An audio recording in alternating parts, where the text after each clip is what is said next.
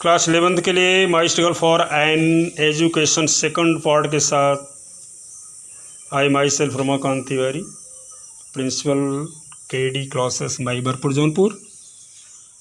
तो बच्चों चलिए सेकंड पार्ट की तरफ हम चलते हैं। I must have walked the street till after midnight. यहाँ लेकर कहता है कि मैं लगभग आधी रात तक स्ट्रीट यानी सड़क पर टहलता रहा। At last I become so exhausted. इस तरह से मैं इतना थक गया that I could walk no longer. मैं और अधिक नहीं चल सकता था। आई वॉज टायर्ड, मैं थका हुआ था। आई वॉज हंग्री, मैं भूखा था। I was everything but discouraged, सब कुछ होते हुए भी मैं बट डिस्करेज्ड, लेकिन मैं डिस्करेज नहीं था। सॉरी, सब कुछ होते हुए भी मैं डिस्करेज नहीं था, मेरा उत्साह मरा नहीं था। अभी मैं थोड़ा जो गलत बोल गया था। Just about the time when I reached extreme physical exhaustion, जब मैं पूरी तरह से शारीरिक रूप से थक गया, I came upon a portion of street, मैं सड़क के एक भाग पर आया। Where the broad side was considerably elevated, जहाँ पर एक चौड़ा भाग पूरी तरह से उभरा हुआ था। I waited for a few minutes, मैं कुछ मिनट इंतजार किया। टिल आई वॉज श्योर, जब मैं निश्चिंत हो गया that no passers by could see me, कि कोई भी पासर्स यानी आने जाने वाला मुझे देख नहीं सकता। And then crept under the sidewalk and lay for the midnight on the ground। और इस तरह से मैं रेंग करके वहाँ गया, पूरी रात सोया रहा। With my satchel of clothing for a pillow, और इस तरह से मैं अपने कपड़े के उस थैले को पिलो के रूप में, तकिए के रूप में इस्तेमाल किया। नियरली ऑल नाइट, लगभग सारी रात। I could hear the tramp of feet over my head, मैं अपने सिर के ऊपर पद चाँप को सुन सकता था, अर्थात पैरों की आवाज़ को सुन सकता था। यहाँ तक हुआ था, चलते हैं आगे। The next morning I found myself somewhat refreshed। Here writer says that next morning he found himself refreshed। उसने अपने आप को तरोताज़ा पाया अगले मॉर्निंग, अगले सुबह। Because he had taken rest, वह एक आराम पा चुका था। But I was extremely hungry, लेकिन मैं बुरी तरह से भूखा था, अर्थात मुझे बुरी तरह से भूख लगी थी। As soon as it became light, जैसे ही प्रकाश हुआ, अर्थात रात गुजरी, थोड़ा प्रकाश आया। लाइट इनफ, जैसे ही पूरा प्रकाश मिला हमको, for me to see my surrounding, अपने आसपास देखने के लिए। आई नोटिस्ड, मैंने अनुमान लगाया that I was near a large ship, कि मैं एक बड़ी जहाज़ के पास था। इसका मतलब वो किनारा जो समुद्री नहीं कह सकते, ब्रिज था, पुल था, तो निश्चित रूप से कोई बड़ा पानी वाला क्षेत्र था जहाँ पर कोई शिप आई रही होगी, और उसी शिप के पास राइटर सोया हुआ था। But he could not understand about that area because it was late night time। but when he woke up next morning he noticed that he was near a large ship। जैसे वह जगह तो अगले दिन पाया कि वह एक बड़ी जहाज़ के पास है। it seemed to be unloading, यहाँ लेखक बता रहा है कि ऐसा लगा कि ये अनलोडिंग हो रही। अनलोडिंग मतलब उतारा जा रहा है cargo of pig iron. Pig कच्चा लोहा, आयरन माने लोहा। यह कच्चे लोहे वाली कार्गो थी, जहाज थी। I went at once to the vessel and asked the captain, मैं तुरंत जहाज के पास गया और कैप्टन से आस्क किया। क्या किया? जो कप्तान था उस जहाज का, कैप्टन था, मैंने उसे पूछा टू परमिट, परमिट मीन्स अनुमति, to permit me to help unload the vessel. इस वेसल, इस जहाज़ में जो अनलोडिंग हो रही है, कच्चा लोहा उतारा जा रहा है, उसमें मुझे हेल्प करने की, अर्थात काम करने की परमिट यानी अनुमति दे दें। In order to get money, जिससे उसे कुछ धन मिल जाए। फॉर फूड, भोजन के लिए।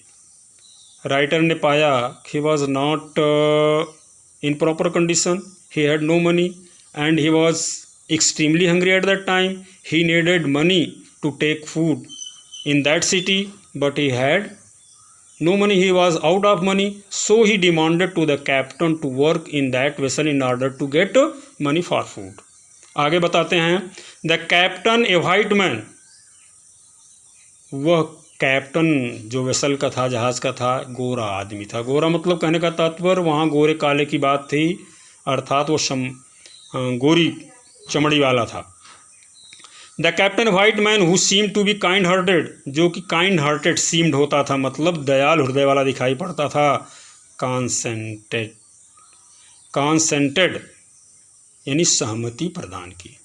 कॉन्सेंटेड किया उसने, एक्सेप्ट किया उसके आग्रह को, सहमति प्रदान की। आई वर्कड लॉन्ग इनफ, मैं लंबे समय तक कार्य किया।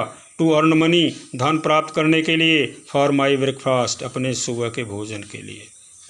मैं अपने सुबह के भोजन को प्राप्त करने के लिए लंबे समय तक कार्य किया।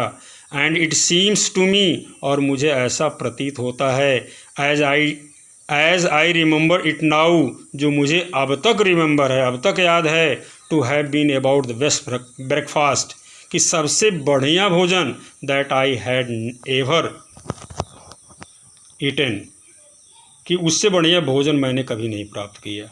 यहाँ लेखक कहना क्या चाहता है? What does writer want to say you?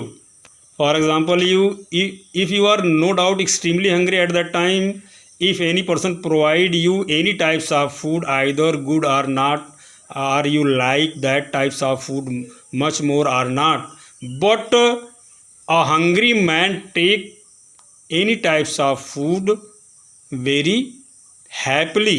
इतना भूखा था बेचारा कि उसे उस भोजन का स्वाद ऐसा लगा कि अब तक उसे याद है। लेखक कहता कि मुझे याद है कि इतना बढ़िया मैंने कभी भोजन जीवन में प्राप्त नहीं किया था। चलिए आगे देखते हैं। जबकि ये गलत बात है, बहुत सारा भोजन बहुत अच्छा मिला होगा। अब तो वो बड़े बड़े आदमी रहे होंगे जो इतना सुंदर निबंध आपको लिख सकता है। एक विद्वान व्यक्ति है तो कितना धन कमाया होगा, लेकिन उस भोजन का स्वाद लेखक भूल नहीं पाया। आज कहता है कि मैंने अपने जीवन का सबसे सुंदर भोजन प्राप्त किया था। आगे, my work please the captain so well, मेरे काम ने कैप्टन को इतना प्लीज्ड किया, प्लीज्ड माने प्रसन्न किया, दैट ही टोल्ड मी, कि उसने मुझे बताया, I could continue working for small amount per day, मैं छोटी रकम पर, छोटी धनराशि पर, छोटी मजदूरी पर डे यानी प्रतिदिन वर्किंग कंटिन्यू कर सकता हूँ, मतलब काम को कर सकता हूँ।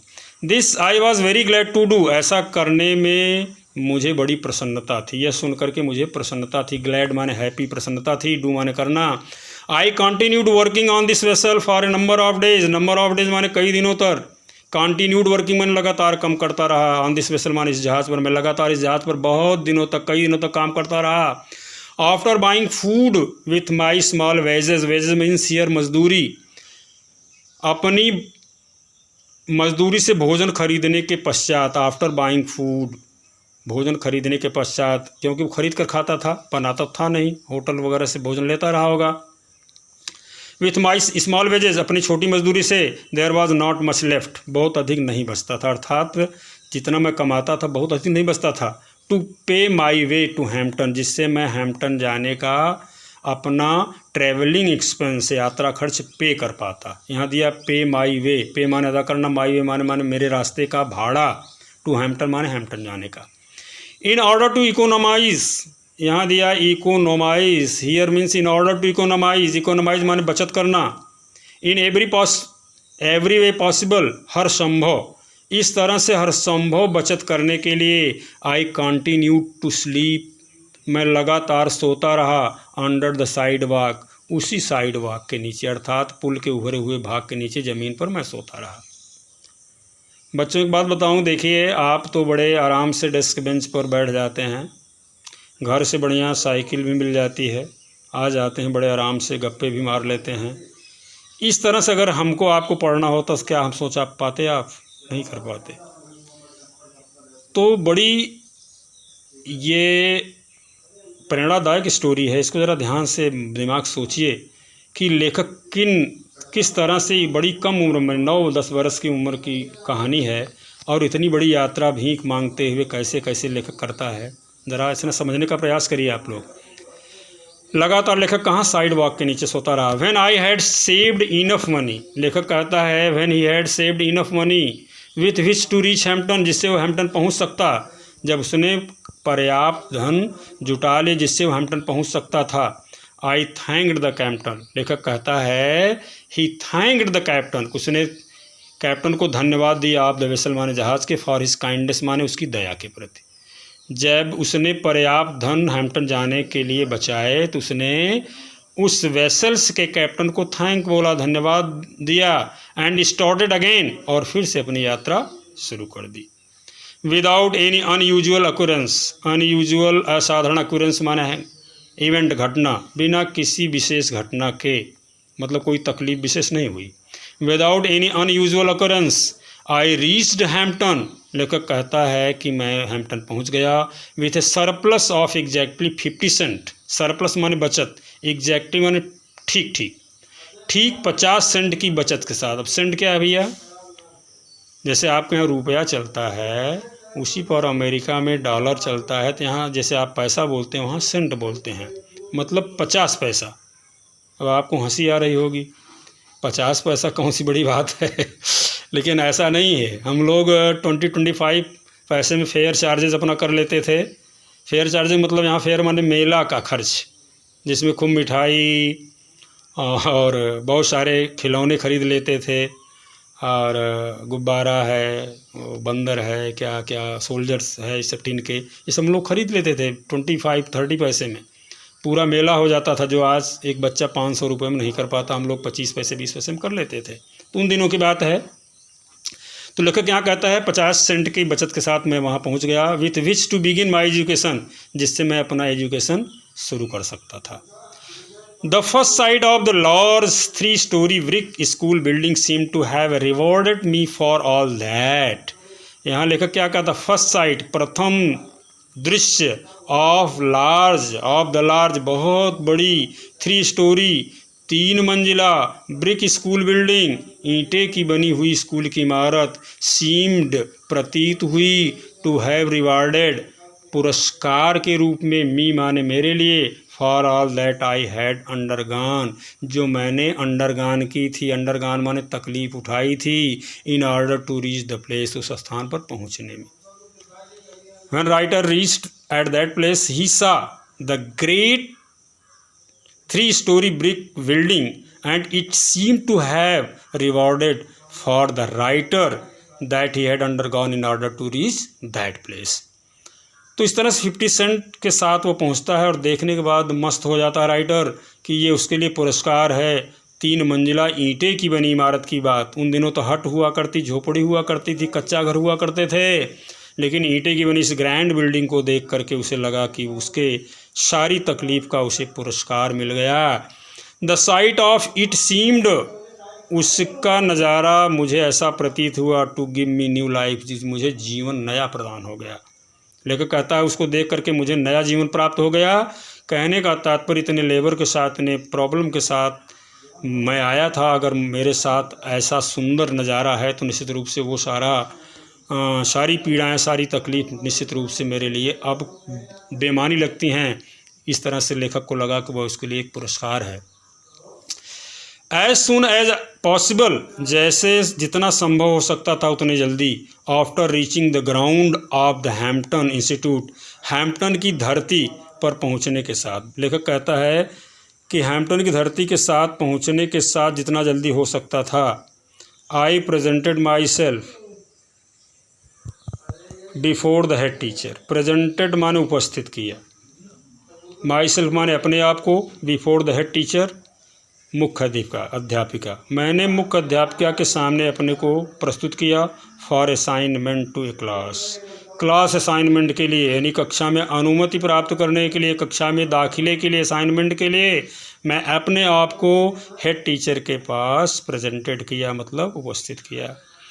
Having been so long without proper food, इतने लंबे समय से अच्छी तरह से भोजन न लेने के कारण, ए बात स्नान न करने के कारण, ए चेंज ऑफ क्लॉथिंग कपड़ा न बदलने के कारण।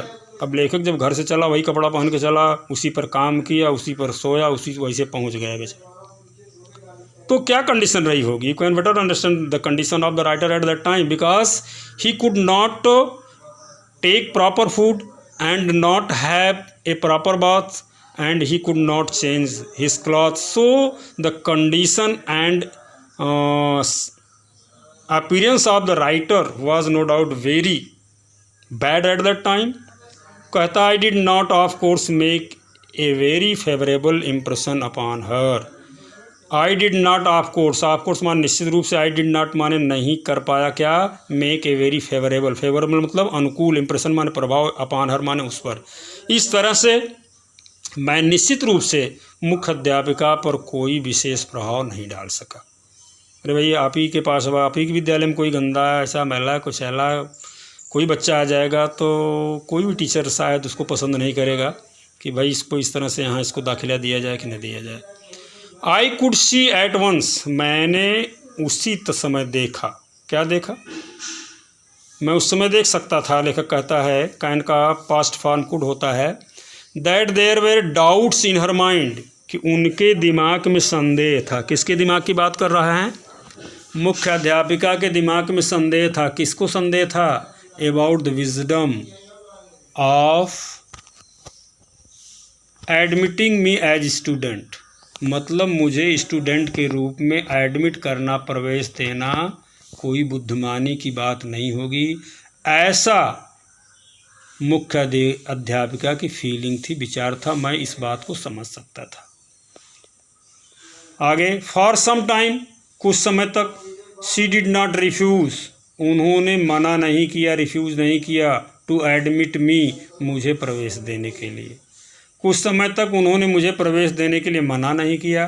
नाइदर, न तो, did she decide in my favour, decide माने निर्णय लेना, फेवर माने मेरे अनुकूल, और न तो मेरे अनुकूल उन्होंने कोई निर्णय लिया। उन्होंने मेरे प्रति कोई अच्छा निर्णय भी नहीं लिया और कुछ समय तक उन्होंने रिफ्यूज़ नहीं किया। अब होता क्या है?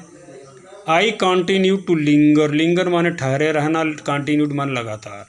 I continue to linger about her, मैं लगभग उनके पास ही रुका रहा।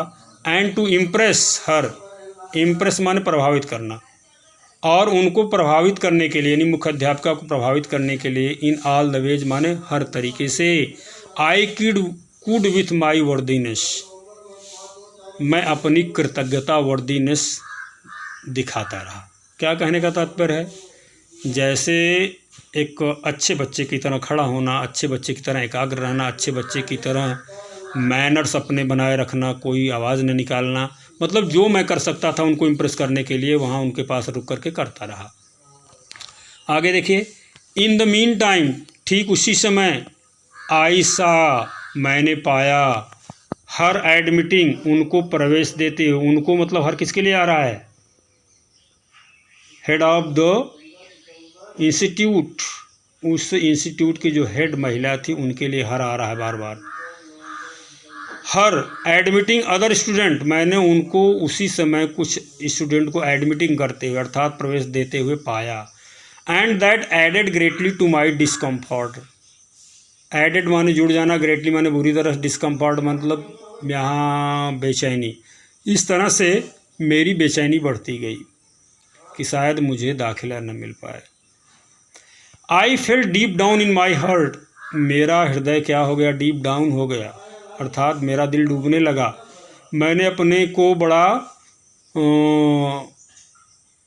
कमज़ोर पाया। I felt deep down in my heart, मेरा हृदय बैठने लगा, कहने का तत्पर मेरे मन में बड़ी पीड़ा हुई। दैट आई कुड डू, कि मैं भी कर सकता था, एज वेल माने उतना ही बढ़िया, एज दे मतलब जितना वे लोग, अर्थात बच्चे जिनको एडमिशन दिया गया जितना बढ़िया वे कर सकते हैं मैं भी कर सकता था। If I could only get chance, अगर मुझे केवल एक ही मौका मिल जाता, टू शो, दिखाने का, व्हाट वाज इन मी, मेरे अंदर क्या योग्यता है, यानी मेरे अंदर की अगर योग्यता को दिखाने का मुझे मौका मिल जाता तो मैं भी उन बच्चों की तरह अपनी योग्यता को दिखा सकता था। ऐसा लेखक सोचता है। अब सोचने की बात ही है भाई, इतनी लंबी जर्नी यात्रा तय करके कोई पहुंचता है, अगर उसको एडमिशन नहीं मिलता है तो निश्चित रूप से वो उसके लिए बड़ी पीड़ा की बात होगी। तो लेखक इस तरह फीलिंग अपनी करता है। आगे क्या होता है? आफ्टर सम आवर्स, कुछ घंटों के पश्चात, after some hours had passed, कुछ घंटे बीत जाने के बाद, द हेड टीचर, मुख्य अध्यापिका, सेड टू मी, मुझसे बोली, the adjoining recitation rooms need sweeping, adjoin मतलब बगल वाला, जुड़ा हुआ, रिसाइटेशन मतलब होता संगीत कक्ष, प्रार्थना कक्ष, रूम माने कमरा, नीड्स माने ज़रूरत है, स्वीपिंग माने सफाई की। मुख्य अध्यापिका ने कुछ घंटे बीत जाने के बाद मुझे बताया कि बगल वाले संगीत कक्ष की, प्रार्थना कक्ष को के कमरे को सफाई की ज़रूरत है। टेक द ब्रूम, झाड़ू उठाओ, झाड़ू ले लो, ब्रूम मीन्स झाड़ू, एंड स्वीप इट, और इसे स्वीप कर डालो मतलब साफ कर डालो। चलिए, राइटर के लिए एक मौका तो मिला। It occur to me at once that here was my chance. मुझे ऐसा लगा यही मेरे लिए मौका था। Never did I receive an order with more delight. मैंने इतनी प्रसन्नता के साथ कोई भी ऑर्डर कभी एक्सेप्ट नहीं किया था। डिलाइट माने प्रसन्नता, ऑर्डर माने आदेश। I shift the recitation room 3 times. मैंने 3 बार उस संगीत कक्ष को, प्रार्थना कक्ष को साफ किया। Then I got dusting cloth. तब मैंने डस्टिंग यानी पोंछा, धूल मारने वाला कपड़ा लिया। And I dusted it 4 times. और मैंने 4 बार उसके धूल को साफ किया। ऑल द वुड वर्क, सारे लकड़ी के सामान। राउंड द वॉल्स, जो दीवार से लगे हुए थे। एवरी बेंच, सारी बेंच। टेबल एंड डेस्क, सारे टेबल, डेस्क और बेंच को जो दीवार से लगे थे, मैंने उनको 4 बार साफ किया। I went over 4 times with my dusting cloths. और उस पर मैंने 4 बार कपड़े चलाए, डस्टिंग क्लॉथ चलाए। Besides every piece of furniture, प्रत्येक फर्नीचर का जो कोना कोना था, यहाँ पीस मतलब कोना कोना, हैड बीन मूव्ड, खिसका करके। एंड एवरी क्लोसेट, क्लोसेट मतलब दराज होता है, और सारे दराज को। एंड कॉर्नर्स, और कोने वाले भाग को। इन द रूम माने कमरे के। हैड बीन थ्रोंगली क्लीन्ड, थ्रोंगली मतलब पूरी तरह से मैंने साफ कर डाला। आई हैड द फीलिंग, मेरे पास एक ही विचार था, that in large measure my future, कि मेरा जो भविष्य है, लार्ज मीजर माने सबसे बड़ी मात्रा में, डिपेंडेड माने आश्रित था, अपॉन द इम्प्रेशन, उस इम्प्रेशन पर, उस प्रभाव पर, I made upon the teacher, जो मैंने टीचर पर बनाया, मुख्याध्यापिका को बनाया। In the cleaning of that room, मतलब उस कमरे की सफाई करके।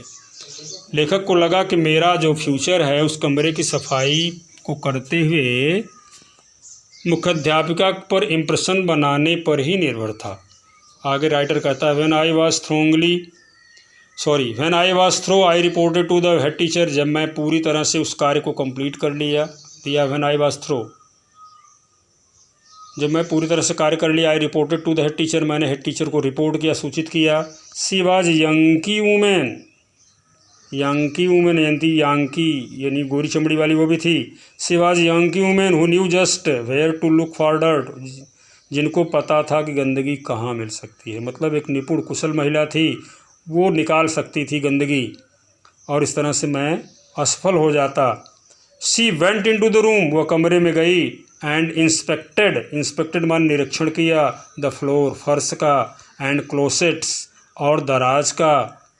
Then she took her handkerchief, तब उन्होंने अपना रुमाल लिया, हैंडकरचीफ लिया। एंड रब्ड, और रगड़ा, इट, उसको अर्थात रुमाल को, ऑन द वुड वर्क, लकड़ी के सामान पर। अबाउट द वॉल्स, दीवारों पर। And over the tables and benches, और टेबल और बेंच पर भी। लेखक को पता था, लेखक जानता था conditions. She belonged Yankee and so the writer was no doubt think about that lady. She was no doubt very careful and a clever minded person, so it was necessary for to the writer to sweep all the items including walls to be well swept. So writer did his best to make the room neat and clean. आगे होता क्या है, When she was unable to find one bit of dirt, जब वह एक भी dirt का टुकड़ा था, धूल का, गंदगी का एक भी टुकड़ा पाने में अनेबल माने अक्षम रही। ऑन द फ्लोर, फर्श पर। आर पार्टिकल्स ऑफ डस्ट, अथवा धूल के कण को। ऑन एनी ऑफ फर्नीचर माने किसी भी फर्नीचर पर। सी क्वाइटली रिमार्कड, उन्होंने शांति के साथ टिप्पणी की। रिमार्क मतलब टिप्पणी करना माने बताना, क्वाइटली माने शांत भाव से। भाई नाराज़गी कोई जगह ही नहीं रह गई। लेखक ने इतना बढ़िया सफाई की थी तो फिर नाराज़गी कोई जगह हो ही नहीं सकती थी। सी क्वाइटली रिमार्क्ड, उन्होंने शांत भाव से कहा, आई गेस, मेरा अनुमान है। आई यहाँ आया है हेड टीचर के लिए। आई गेस, मेरा अनुमान है, you will do to enter this institution, कि तुम्हें इस इंस्टीट्यूशन में, इस संस्थान में, इस कॉलेज में, इस विद्यालय में इंटर माने प्रवेश दे दिया जाए। I was one of the happiest soul, last line है, I was one of the happiest souls on the earth. लेखक कहता है कि मैं पृथ्वी का सबसे प्रसन्नतम व्यक्ति था। Happiest soul on the earth, सबसे प्रसन्न चित्त आत्मा वाला, सोल माने आत्मा, लेकिन आपको कहना यही पड़ेगा कि लेखक कहता है कि he was one of the happiest soul on the earth, वह पृथ्वी का सबसे प्रसन्न व्यक्ति था। The sweeping of that room, उस कमरे की सफाई, वाज माई कॉलेज एग्जामिनेशन, मेरी कॉलेज की परीक्षा थी। लेखक कहता है the sweeping of that room was his college examination.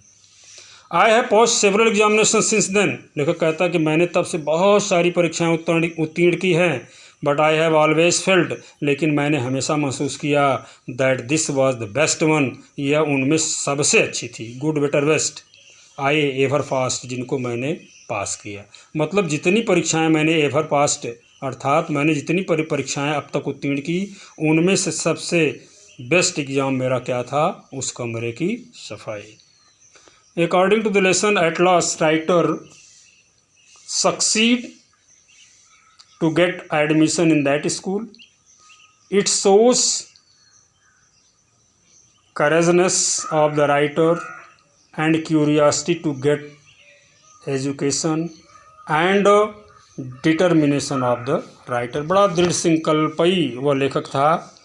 इस तरह से यह बताता है कि इस लेसन में कि राइटर ने अपने जीवन में अपनी इतनी कम उम्र में और एक ऐसी जात, ऐसे परिवार के होने के साथ किस तरह से इस ऊंचाई को प्राप्त किया। उस ऊंचाई, उस स्थान को कोई भी व्यक्ति अपने दृढ़ संकल्प से, अपने साहस से प्राप्त कर सकता है। तो बच्चों धन्यवाद। इस तरह से आपका first lesson my struggle for an education has finished.